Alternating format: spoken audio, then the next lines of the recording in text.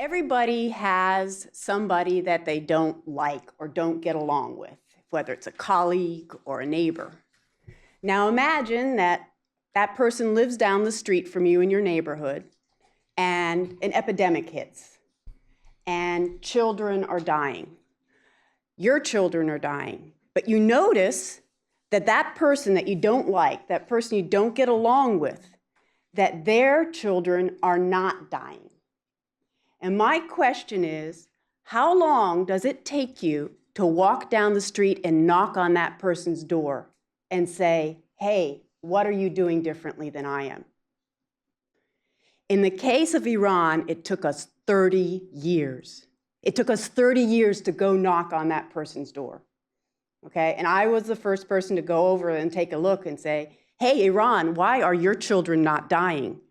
When here in the United States, 20 to 30 people die every day because they can't get a kidney. So why did this happen? Why are people dying here and people not dying in Iran? The reason is because at the time of the Iranian Revolution, Iran, like the rest of the world, was building a system of cadaver organ donation. Because 35 years ago, we thought we could solve, everyone thought they could solve the organ shortage with cadaver organs. And so Iran was part of the Euro network for organ sharing, and they were sharing back and forth technology and even patients. And then when the revolution came, they were cut off from that network, and internally they didn't have the structure or the know-how to pursue cadaver organ donation the way the rest of the world was doing. So what did they do? They fell back on the old system. And the old system, at least for kidneys, which makes up 90% of the organ shortage worldwide, was living donors. So we had two parallel tracks going. The US and most of the world said, if we don't have to use human beings, why should we put them at risk? Let's use cadaver organs instead. And then you had Iran, who was excluded from the new technology and the learning that was going on, saying, we're going to just keep going like we've been going and work on using living donors. Well, what it turns out is that we bet on the wrong horse. Okay? We spent all our time and effort developing cadaver organ donation, and we have never caught up. The crisis gets worse and worse. We have over 100,000 people right now waiting for kidneys.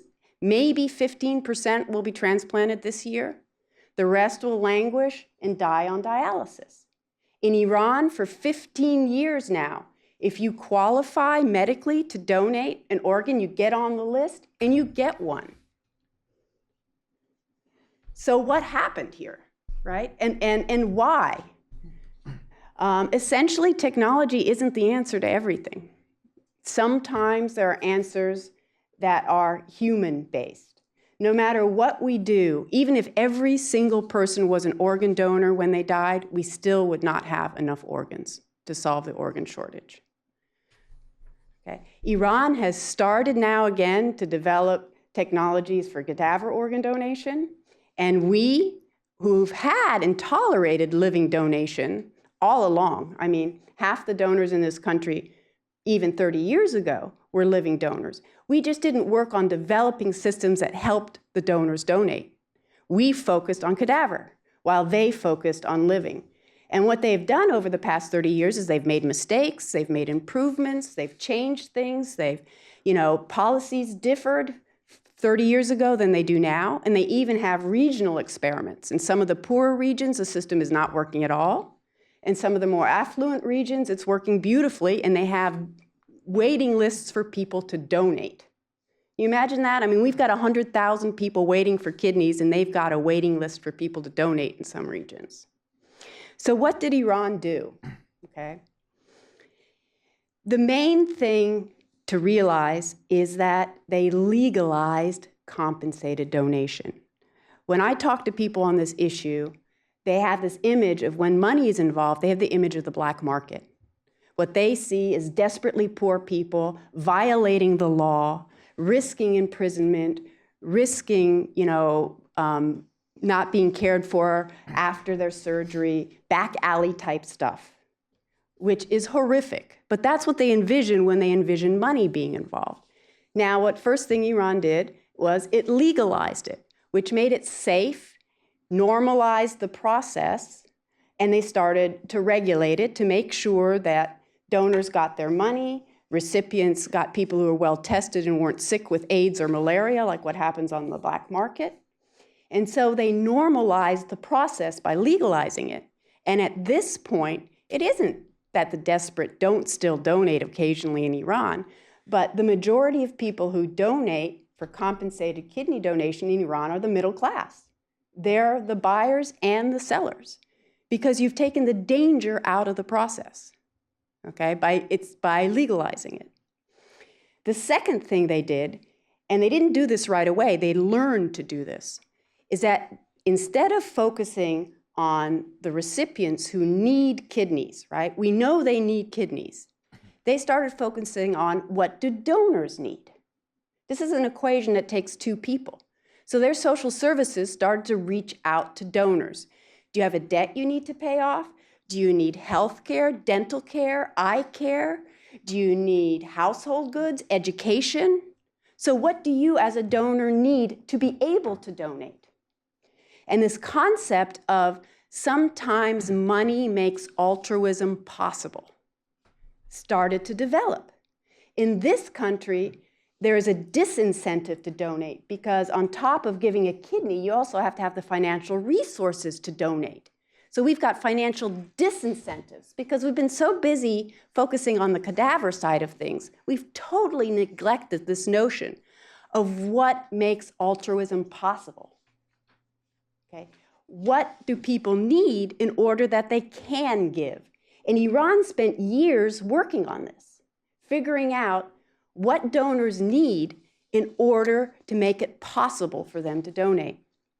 And the third thing is a shift in nomenclature, okay? We think of money and we think of selling. But in Iran, a kidney is not a widget. It's not something that a vendor sells. They think of donation as a service to the recipient, a service to mankind, a service to their country. And so the money is what donors are given in addition to other benefits in order to make it possible for them to help another person. You might think of firefighters as an analogy.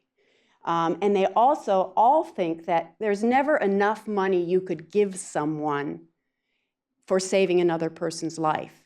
So again, the whole notion is that the money or the benefits are the gift that makes altruism possible. Because I have given part of myself to save your life. Any money or benefits that are exchanged are treated as a gift. Or, like I said again, something that makes altruism possible. Now, when we talk about living kidney donation in this country, we speak of it in those terms. We use that language. The language of sale really comes from the black market.